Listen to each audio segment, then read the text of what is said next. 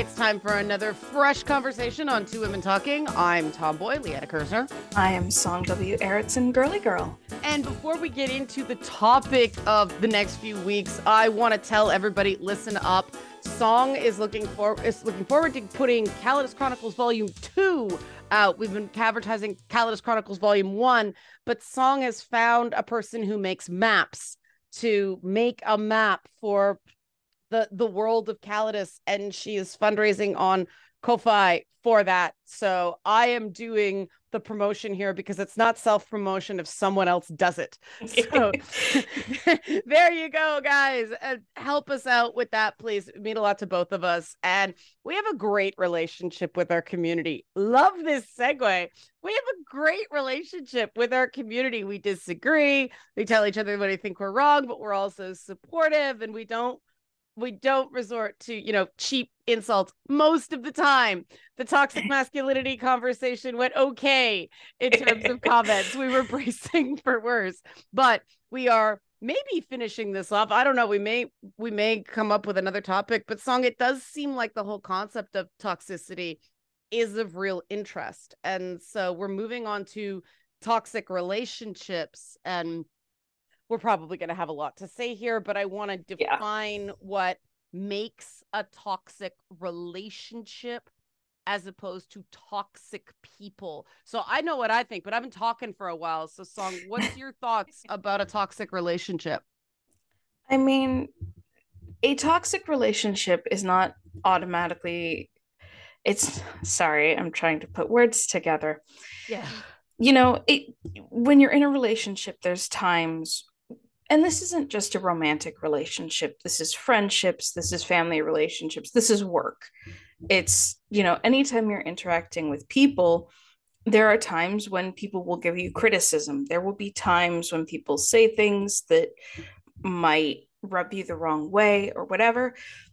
That doesn't automatically make a relationship toxic, but it is a consistent pattern of behavior is when it becomes toxic, and especially when it starts to affect your mental health or your performance or anything else, is it will start to have a negative effect, and it's a devastating effect. I mean, when we talk about like parent and children relationships, especially, we tend to just break it into healthy or abusive. Right. But it's like there is that point where it's hard to call it abuse because people have assumptions when you use that phrase. But the toxicity of a parent-child relationship is devastating. It doesn't matter if you're a child or an adult. It will completely rock your world, and it will throw everything off. And I think, we've talked about how we see there's so much toxicity nowadays. There's so many people, not even just that, there's so many people who are just walking wounded, and they're so hurt. And that's part of why they fall victim to these extreme politics, whether it's the black pill or the red pill or whatever it is. It tends to be, guys fall for the hard right, women tend to go for the hard left with extreme feminism.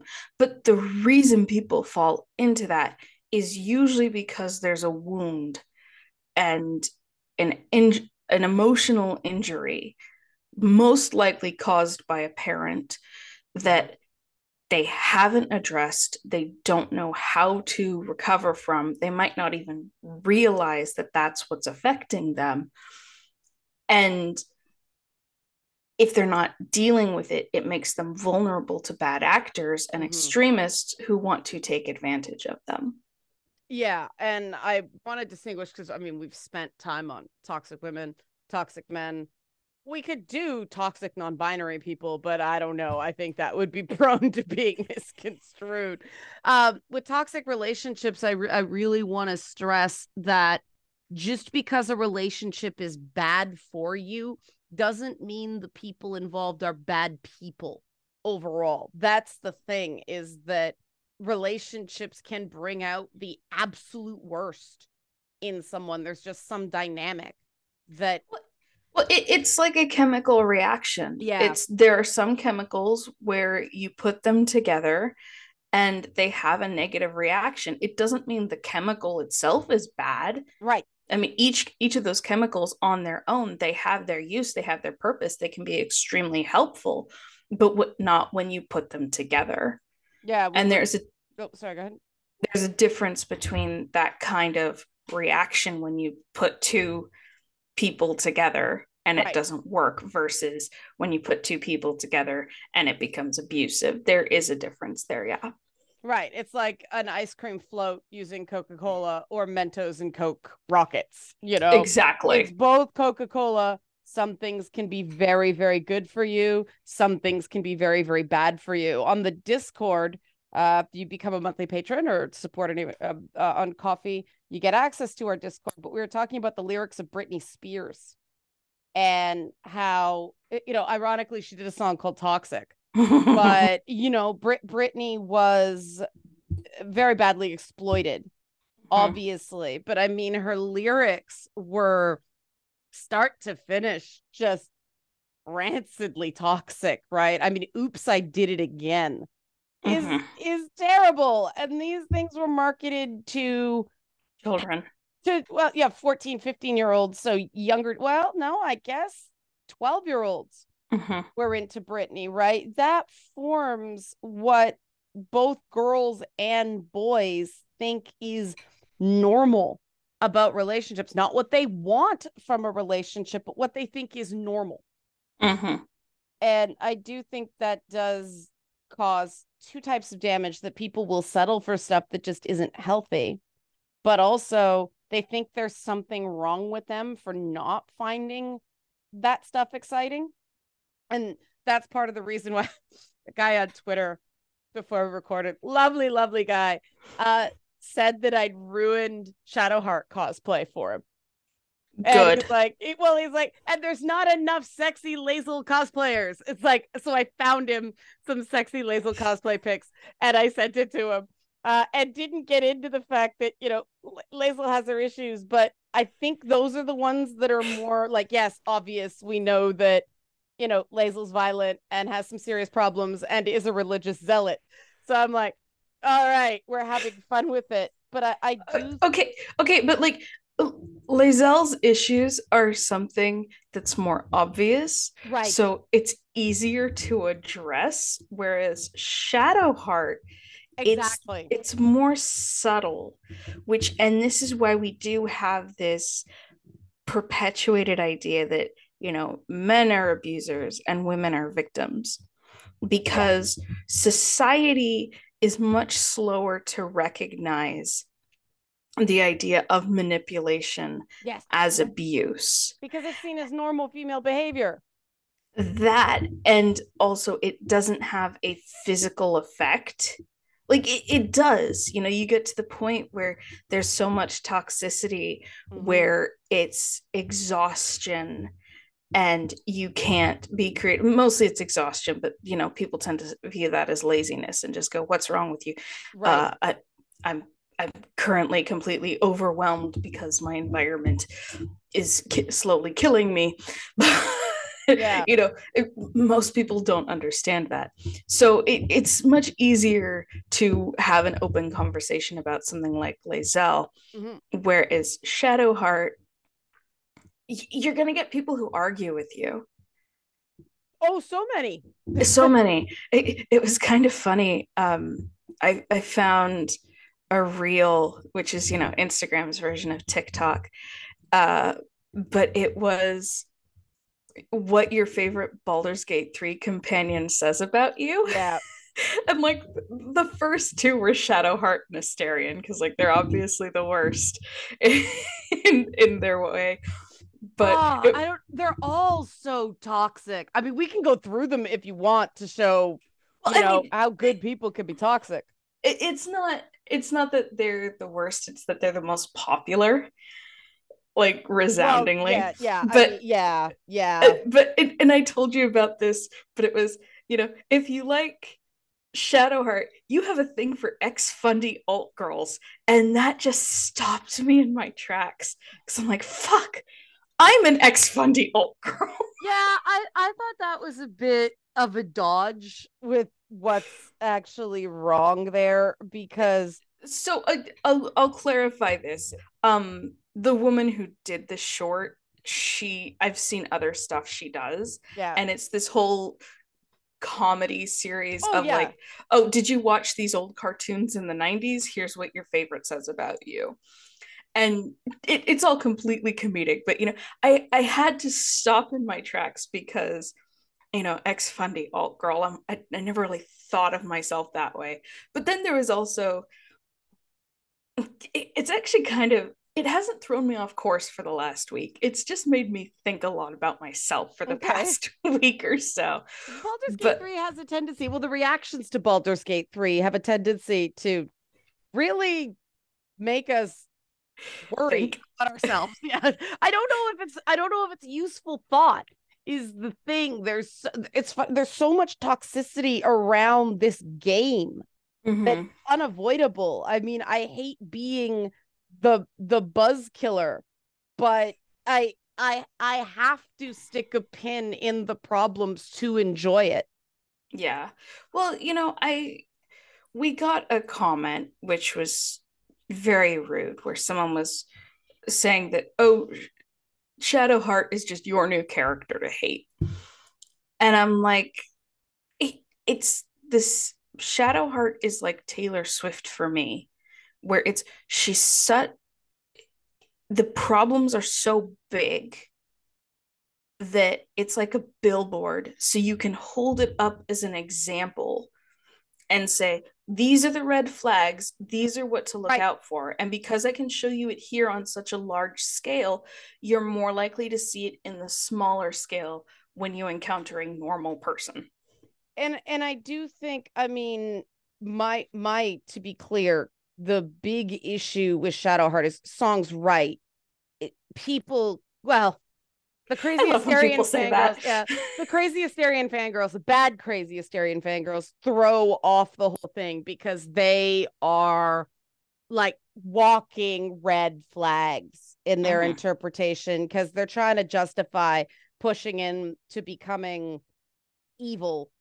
And instead of doing what gamers do, which is just save scum it if you don't like it, uh they're trying to justify, oh, he's not that bad, he still loves me even though the game is, first of all, good god, girl, it's a video game character. These aren't exercises in another person loving you. You tend to pick the person who's most like you because it's validating, you know and It, I I wonder if that's just, I know one guy who told me, I did the romance option with Asterion because I wanted the maximum amount of content, not because he's at all, a good partner in real life.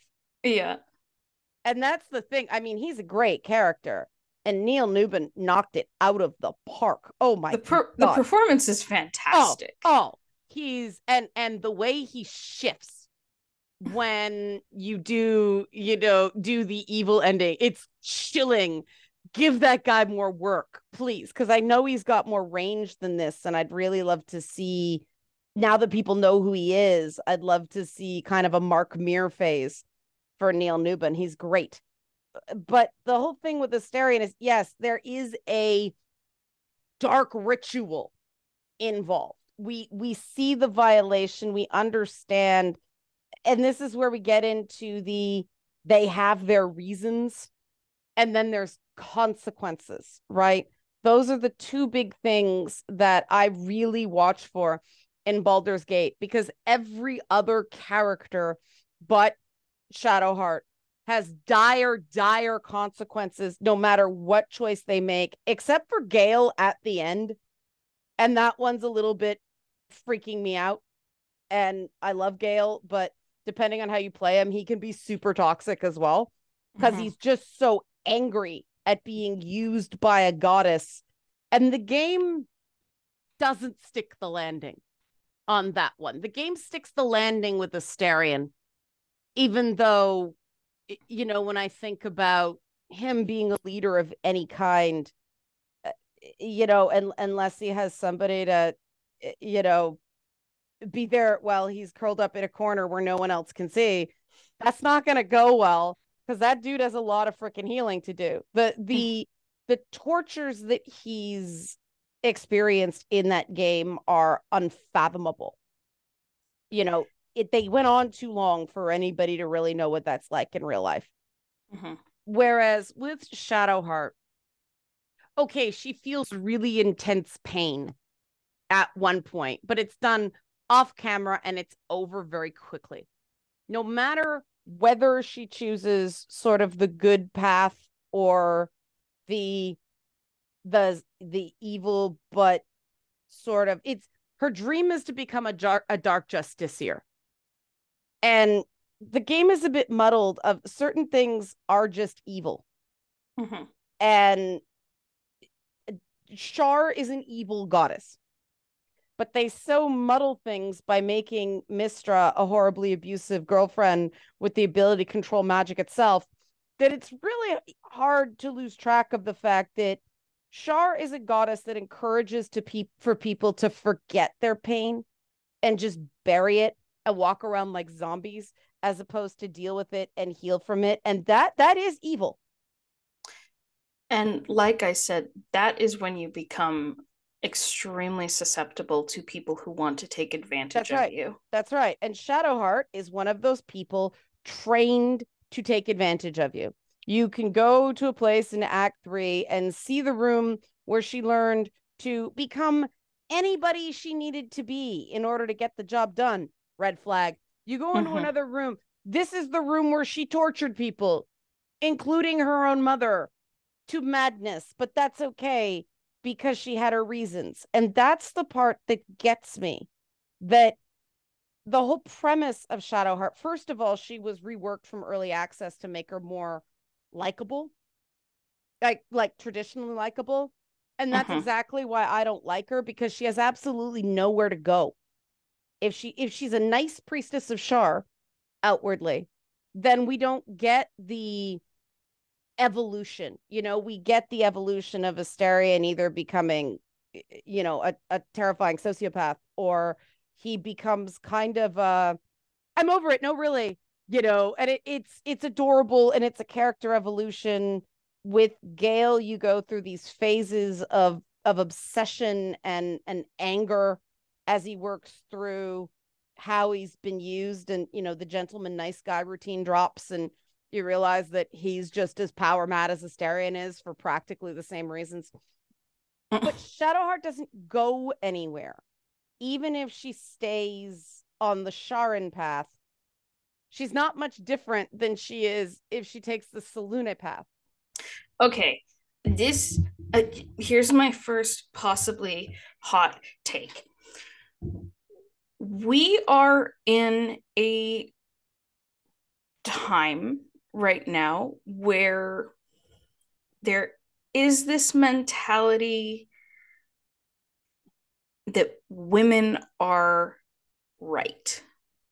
Yep, you're going exactly where I was gonna go. So yes. Keep going. Not just right, innately good or pure. Okay, good. Yeah. I was trying to phrase it properly. Yeah, there's something innate that justifies bad behavior in women in ways men don't get a pass. And I saw a criticism of the Captain Marvel movie. It was an older video, but I just watched it a few days ago. And it was actually from a feminist, which was refreshing because so many people were just like, no, it's a woman. That movie is great. But it talked about how Carol doesn't have a character arc. And the problem when we put women on pedestals like this, and we say women are always right and women are innately good, and whatever, they don't need to evolve because they just are, right, is you can't write a character like that. A character needs it, especially if they're going to be the lead character of a Marvel movie, They need to have a character arc to They're help us become invested. they're bad with that with women though. The only character I can think, female character, who actually evolves in the thing with her name on it is Kamala Khan. Yeah. Black Widow, there's a No. plot, but she doesn't evolve as a character. And her plot doesn't make sense. Oh my god, it's a win through self harm. Mm-hmm. What the hell? Also, self-harm that doesn't even make sense. Oh, it completely makes no sense. I Be- remember seeing that movie and going, "What is this bullshit?" But yeah. okay, so that WandaVision, it's just sort of, we're supposed to understand why she's mind controlled 3,000 people because she doesn't know how to grieve properly. She can't let go. Mm-hmm. I couldn't get behind that premise. And like, here's the thing: as a villain origin story, it works. And obviously, the movies went that way, but And the Wanda fans were mad. they still are. Yeah. And I mean, that red flag, you know? And I mean, want to talk about a toxic relationship.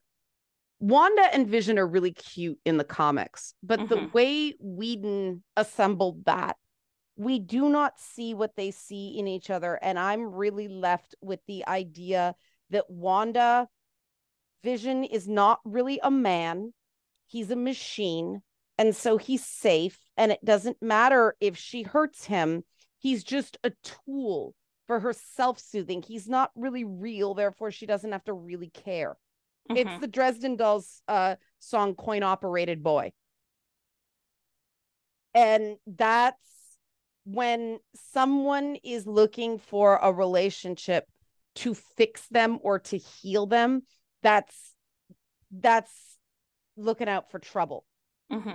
You know, it and that's where when you get into that female toxicity, it doesn't necessarily, though I would maintain that somebody who's like that in romantic relationships is also like that at work. And so they're not harmless until they get into a relationship, but they definitely do the most damage in relationships. But I do think there's a male and female counterpart. I mean, we see it in the whole trad culture. You know, I know a family where they are very traditional, but they do it in a way that isn't revolting. You know, they do it in a way where one person isn't, you know, they're not hurting each other, and one person isn't at the mercy of the other. I've seen the man in the relationship, when it comes to decisions involving the children and education and a bunch of other things that he doesn't agree with, he says, this is her responsibility. She takes lead on this. I'm backing off. And I'm like, okay, that is actually just, he has his thing and his responsibilities. She has her things and her responsibilities. They've agreed to that in advance, and they are respecting that. As opposed to the mutual manipulation of using these very, very, very rigid roles. And then when someone steps out of the man box or the woman box, the other person uses put downs and, you know, emotional abuse to get them back into line.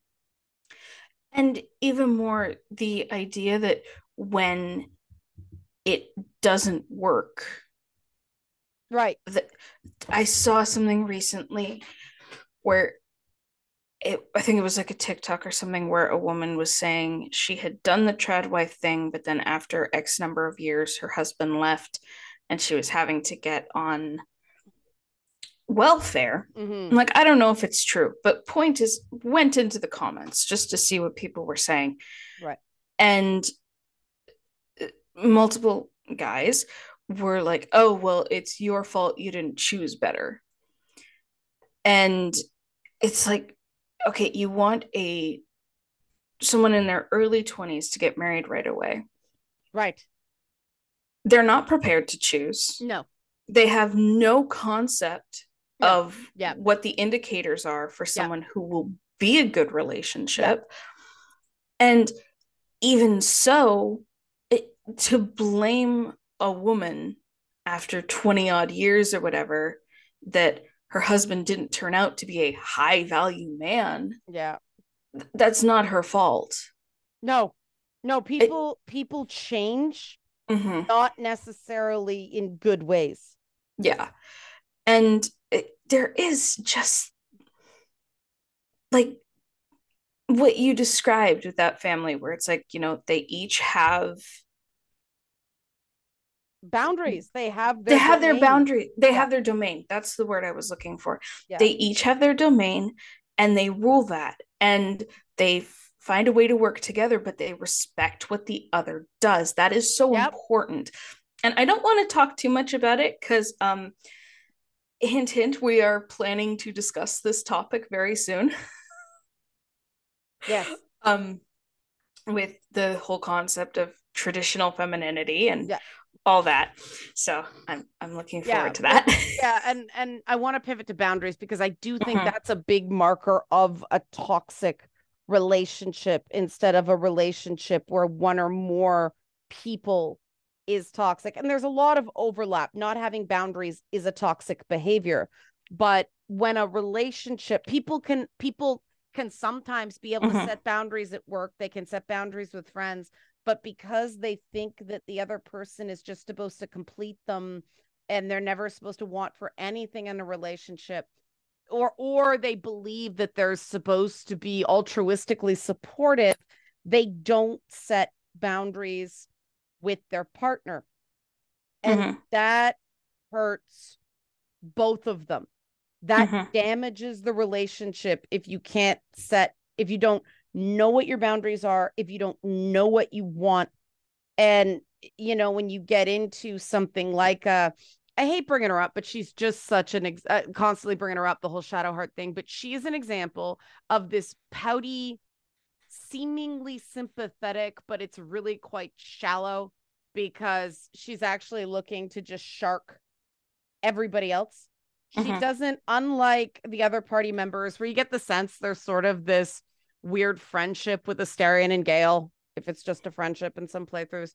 And there's this real kind of enemies to allies dynamic with Will and Karlach. Uh, you never get the sense that Shadowheart even makes an effort to form any real bonds or support the other party members. It sounds like she sees people as tools to achieve Yeah. an end rather than as companions. And there's never any real consequences for her bad behavior. And I've seen this wreck relationships, that Mhm. because she's pouty and because, oh, poor me, and oh, it wasn't my fault. I didn't mean to. I was tricked. And okay, but you still have a basic moral core of right and wrong. Most people know that manipulating and torturing people is wrong. You did that. You made choices. Just because somebody convinced you there was a permission structure for it, you're still accountable for that. Mhm. And the fact that she just switches religious allegiances. So in Dungeons and Dragons, clerics get their power from their devotion to and approval from their god or goddess. Mhm. So the fact that Shadowheart just switches from Shar to her mortal enemy Selûne with no stat penalty, with no temporary debuff, nothing. That is the message that we send women, that it should be like that people should just let you get away with your bullshit because there's something innate in you. There's something innately beautiful that explains it all, and everyone will uplift you and support you and protect you. And this is an active message. I've seen it. again and again and again. And it is such bullshit. It's a fast track to misery, because what it means is when that support's not there, you have no internal resiliency. You have no ability to believe that you're still doing the right thing when people aren't kissing your ass. Mhm. And that you will never keep a friendship ever if you need everybody to actively say, you are wonderful and beautiful, and you are the light of our people, and you are our future. That's not life. No. That is just not life. And the moments you do get that are great, but you can't be reliant on it, because women like that, and there are men, I mean, there are men that do this too, but they end up more like angry and vengeful, and I'm gonna become godlike, rich, or powerful to show you, Mistra. I'm talking about Gale now, Mhm. Baldur's Gate 3. But with women like Shadowheart, she is going to expect you to tell her she's right even when she's wrong. And that's toxic. And it's amazing to me. And I get that, yes, she's the only traditional pretty girl. I don't have to think that's good or bad. It's a thing, it's the most. This is a girl that I could find that would kind of look like this in real life girl in the Mhm. game. And I had issues with that from the beginning, because if a guy is, because again, video game romances aren't really about the romance, they're about validation. And um I understand why she's the most popular choice, because she's the wish fulfillment choice Mhm. in a lot of ways. And I mean, Lae'zel's a religious zealot, which should be Shadowheart. She's a cleric, but Shadowheart, Lae'zel is a cultural and religious zealot. Karlach's freaking doomed. And Karlach is another character that really has no boundaries. I love Karlach. She's adorable, but she's a soldier. Mhm. So she just goes along with every bad idea you have. And she's taken advantage of a lot. And she's one that, it's funny we don't talk about. She had her reasons, because there's no need to say she had her reasons. She doesn't do anything too terrible. The terrible is done to her. Mhm. And people like that are really, they're less toxic, but being a doormat is a form of toxic behavior in itself, because it's people pleasing. Yeah.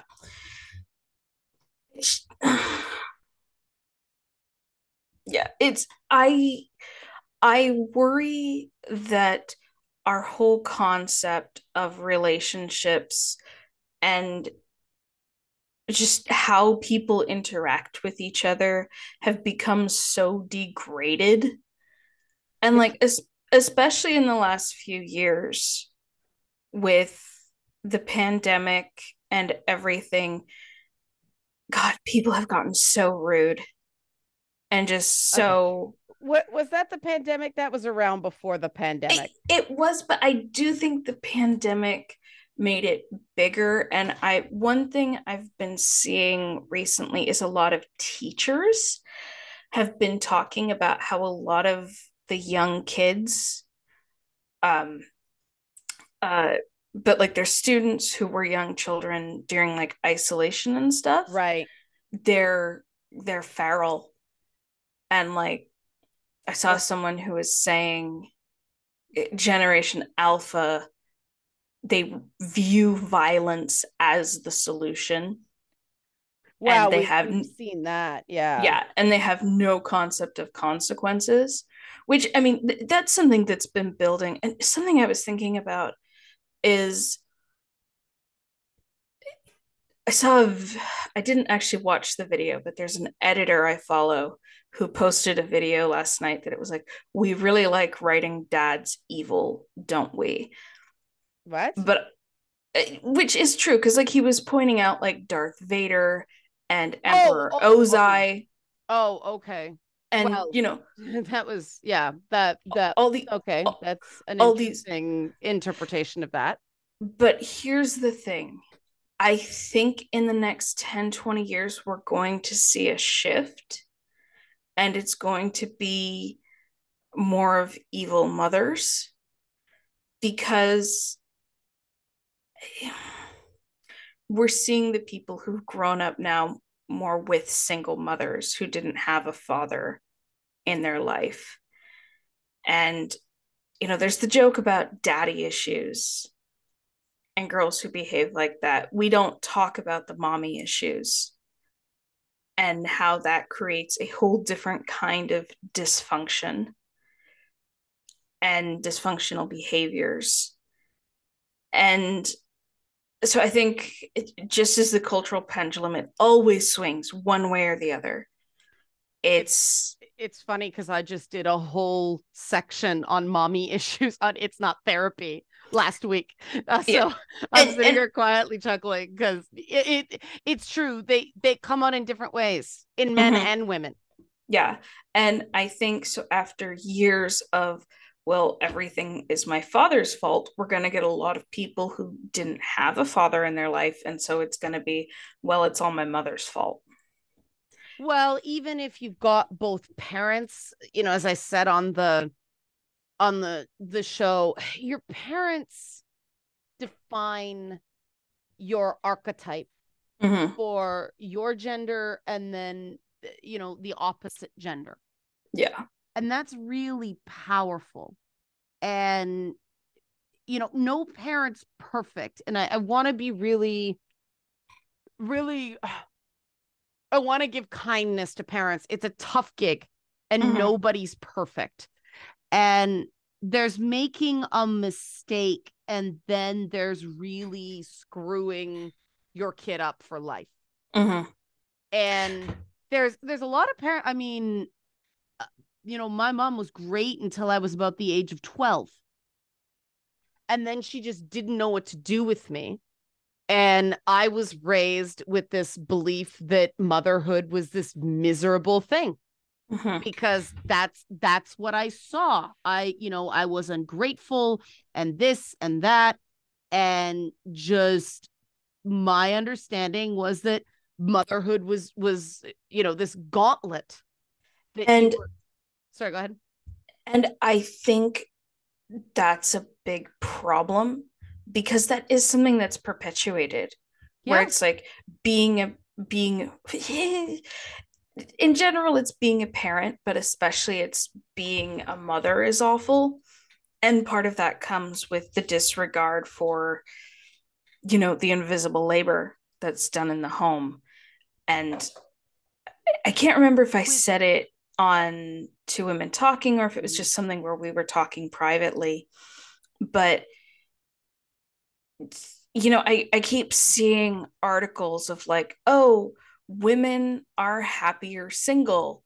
And, of course, then you get the guys who are all up in arms, which is like, this is feminism's fault. This is why we shouldn't be telling women that they can be happy with just their cats. And I also saw someone, when the whole Taylor Swift Person of the Year thing was going down, they were like, Taylor Swift is teaching girls to be happy being single and being cat ladies. And I'm going, Taylor Swift? That was my thing. I'm like, where the woman can't be single for a month solid. Okay, but that right there, the idea that women have to be coerced into heterosexual relationships. Yeah. And of course, because a couple of it is guys I know mostly from the comic book days. The when I'll try to push back and say, hey, well, there's this issue and this issue and this issue, and some of it is, hey, guys have a reputation for like not helping around the house and not pulling their emotional labor in a relationship and stuff like that. But it's also, hey, there's also this issue of family trauma and people who don't want to pass it on. And they tell me I don't know what I'm talking about, which I'm going to have a really quick tangent here, really quick. I am so sick of guys who fall for the Tate brothers and this right-wing shit, who, when women say, hey, here's why we don't like them, but they're like, no, this is what Andrew Tate told me is how to get a woman. This is what is. Why are you ignoring the women who are telling you that doesn't work? And why are you not listening when women say, hey, this is what we want? Because, yes, as we've talked about, are there toxic women out there? Are there women who use feminism as an excuse to be terrible in relationships and who just, they're not great, but those aren't the women you should want to give your attention to. Maybe instead of being focused on looks or what you think you deserve, you should maybe, one, work on yourself a bit, but also two, just look for a woman who wants to be with you. Well, yes, well put. That the entitlement is really quite scary. And I think that we've and this is a social level toxicity, because I can't blame guys for having that mentality, because it is fed to them by society. I will dunk the shit out of them for having that attitude. Don't get me wrong, it's for their own good. My inner Astarian comes out and says, let's just tweak, this is something you and I have talked about, where it's like, we did one episode of Two Women Talking, and Akila came to me privately and said, you're a friend to men. And I appreciate that so much, because, she's a trans woman. So she said, as someone who was raised that way, I really appreciate that. And I was so proud of that. And that meant a lot to me. But then just over the next few weeks after that, I kept seeing guys online who would ignore women and parrot these red-wing talking points. And even some of the guys you've had to deal with that you've told me about. And I'm like, I want to consider myself an ally to men. I have gone to bat for them. I've spoken against women who are anti-man. We do this whole podcast where we talk about things that are pro men, and we do this whole thing where it's like, hey, this is how things work. And it's like, we do call it out, like you said, because we need to. But I see them behave so badly and disregard things and just act like these entitled assholes. And then when they don't get their way and they don't get what they want, they fall into these red pill right-wing talking points. And I'm like, why do I bother? Because, you bother for the ones that you can divert. You're not going to get 100%. I mean, which is true. It's just so many of them. I see it, and I see this behavior, and I'm like, I'm out here trying to help you. And I'm trying to speak for you, and I'm trying to give you good advice, but you won't listen. And if you can't treat me as human, and if you're continuing to do these things that women say they don't like, but you try to say, oh, they only say that just because this political ideology tells them they should. Like, I have a friend who when we first started this podcast, he was listening to it, but then we did the toxic fanboys, and he's like, I just stopped listening after that. And I'm like, we've talked about toxic women, we've talked about all these things, and this is a guy who's like, I want to respect him because, like,